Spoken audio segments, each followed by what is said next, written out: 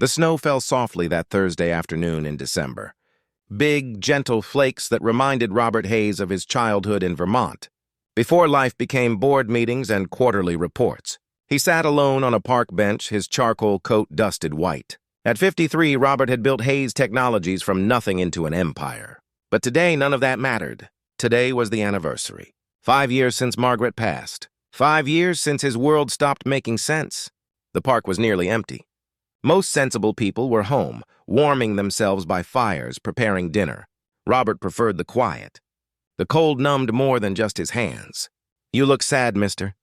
The small voice startled him. A little girl stood before him, maybe 6 years old, with light brown hair held back by a pink butterfly clip. She wore a tan dress over pink leggings and carried pink mittens in one hand. Her hazel eyes held a wisdom that seemed older than her years. Robert managed a weak smile. "I suppose I am a little." "My mommy says it's okay to be sad sometimes," the child continued, tilting her head thoughtfully. "She says sadness is just love with nowhere to go." The simple profundity of it nearly broke him. Robert felt his throat tighten. "Your mother sounds very wise." "She is." The girl beamed. Then, with the innocent boldness of childhood, she asked, "Want to meet my mommy? She makes really good cookies. And she's nice to sad people." Before Robert could respond, a woman's voice called out, "Emma, sweetheart, don't bother the gentleman." The woman approached quickly, carrying a large bag of what appeared to be groceries or donations. She was in her late 30s, with blonde hair falling past her shoulders, wearing a gray coat over a cream-colored dress. Her face showed concern but also warmth. "I'm so sorry," she said, slightly breathless. "Emma has a habit of adopting people." "It's quite all right," Robert said, standing politely. "She's charming." "I'm Clare Bennett," the woman said, extending her hand. "And this is my daughter, Emma." "Robert Hayes." Recognition flickered in Claire's eyes for just a moment, but she said nothing about it. Robert appreciated that more than she could know. He was tired of being Robert Hayes, CEO.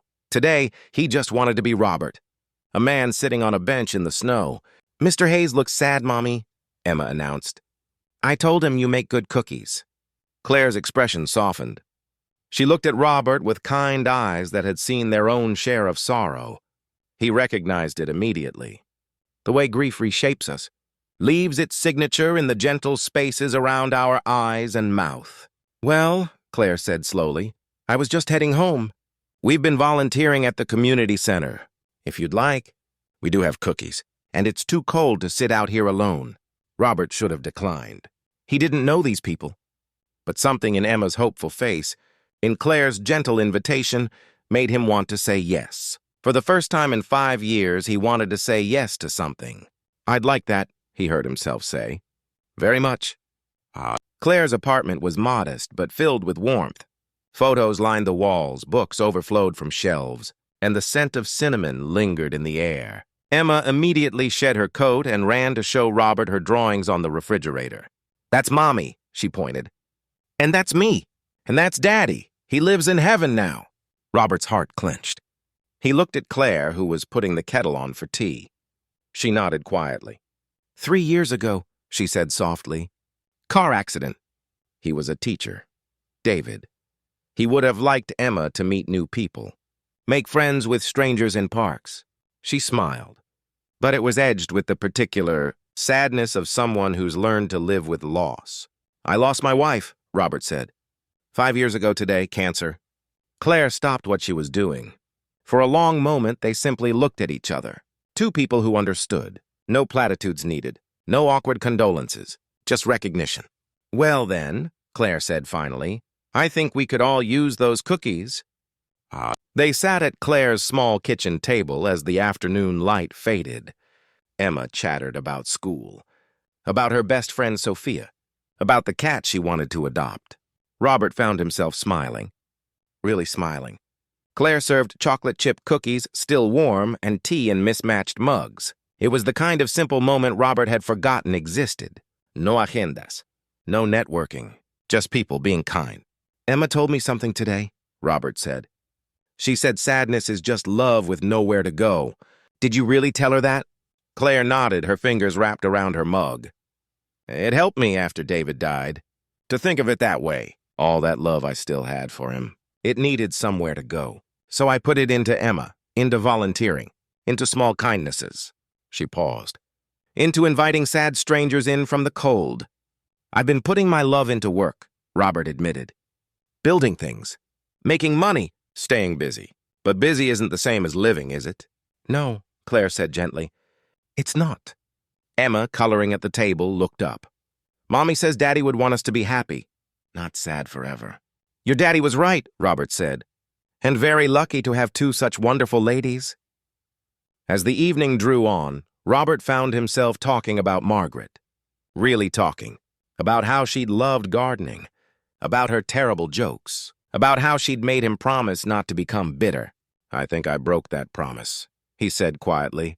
Then it's time to keep it, Claire replied simply. Over the next few weeks, something remarkable happened. Robert began visiting Claire and Emma regularly. At first weekly, then twice a week, then almost daily. He helped Emma with her homework. He fixed Claire's leaky faucet. He laughed at dinner tables and walked through snowy parks. He met Claire's friends from the community center. He donated anonymously to their programs. Then not so anonymously when Claire figured it out and thanked him with tears in her eyes. You're giving your love somewhere to go, she told him. Robert began taking Saturdays off. He started saying no to unnecessary meetings. He remembered what it felt like to be human, not just successful. And slowly, carefully, like two people who'd been broken and were learning to trust again, Robert and Claire fell in love. It wasn't the passionate, all-consuming love of youth. It was something quieter, deeper. The love of two people who understood loss and chose joy anyway. 1 year later, on another snowy December day, Robert sat on the same park bench. But this time, Claire sat beside him, Emma between them, hot chocolate in their hands. This is where we met, Emma announced proudly, as if Robert and Claire might have forgotten. This is where you saved me, Robert corrected gently, looking at the little girl who'd seen his sadness and offered cookies. We saved each other, Claire said, squeezing his hand. Robert thought about Margaret. She would have liked Claire. She would have loved Emma, and she would have been glad that Robert had learned what grief really meant. Not the end of love, but love's transformation. The snow fell softly around them. In the distance, church bells rang, and Robert Hayes, who had spent 5 years frozen in his sorrow, felt finally truly warm. Sometimes kindness comes from the most unexpected places. Sometimes it takes the honest words of a child to remind us that sadness is just love with nowhere to go. And sometimes, if we're very lucky, we find someone who helps us discover where that love can live again. That Thursday afternoon in December, Emma Bennett had asked a sad stranger if he wanted to meet her mommy. What came next was everything neither Robert nor Claire knew they still needed. A second chance at happiness, wrapped in patience, cookies, and the gentle wisdom that we're all just trying to find our way home.